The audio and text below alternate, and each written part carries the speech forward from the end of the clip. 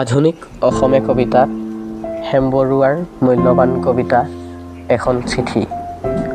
অকালতে বৈধৱ্যৰ যন্ত্ৰণা পোৱা নাৰী মমতাৰ স্বামীলৈ লিখা চিঠিখনিত নাৰীৰ অন্তৰৰ কাৰুণ্য সংযত ভাষাত প্ৰকাশ পাইছে। এই কবিতাটিত সৈনিক স্বামীয়ে পত্নীক এৰি থৈ যাবলগীয়া হোৱা সময় স্মৃতি আৰু তাৰ লগতে অন্তৰত জাগ্ৰত স্বদেশ প্ৰেমৰ প্ৰকাশ ঘটিছে। চাওচোন কবিতাটোৰ মূল ভাৱটি কেনেকুৱা।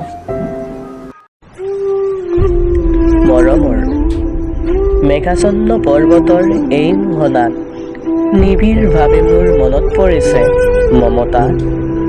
বিদায় মৌন নিথৰ মুহূৰ্তত তোমাৰ চকু উপচি বাৰিষাৰ বান নামিছিল।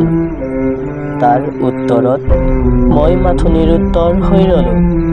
সেইবোৰ অনাসৰি কথা আজিও অন্তৰত পৰ্বতীয়া বনপুৰা জয়ী হৈ আছে। ইয়াত মাথোন হেজাৰ হেজাৰ ফুট ওখ পৰ্বত আৰু পৰ্বত, যাৰ বাহুবন্ধনত কল্পনা ছাই হৈ যায়। এই পৰ্বতবোৰতে প্ৰতিধ্বনিত হৈ আছে আমাৰ বুকুৰ তেজৰ চেকুৰাবোৰ, অন্তৰৰ জয়ী শিখা আৰু মৰমৰ মৰিশালীবোৰ। এইখন এখন মহাকাব্য, পৰ্বতৰ মৌন ভাষাই লেখি যোৱা তেজৰ বুৰঞ্জী। তোৰণিত ৰৈ ৰৈ এয়া শুনিছো কি শত্ৰুৰ কামানৰ গৰ্জন, দেখিছো কি ধোঁৱা আৰু ধোঁৱা।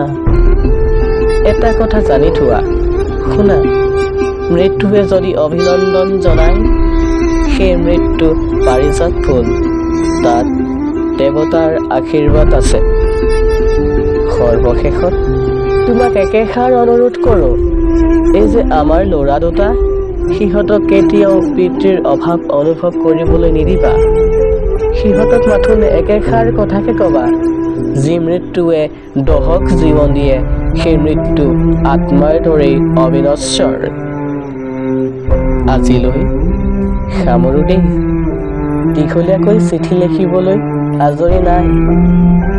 মৰম জানিবা, ইতি তোমাৰ। আকৌ আদেশ আহিছে, যাব লাগে। শত্ৰু সৈন্যই চেলাগিৰি পথ অতিক্ৰম কৰিছে। চিঠিখন আজি তাকতীয়া নহ'ব। আকৌ মৰমৰ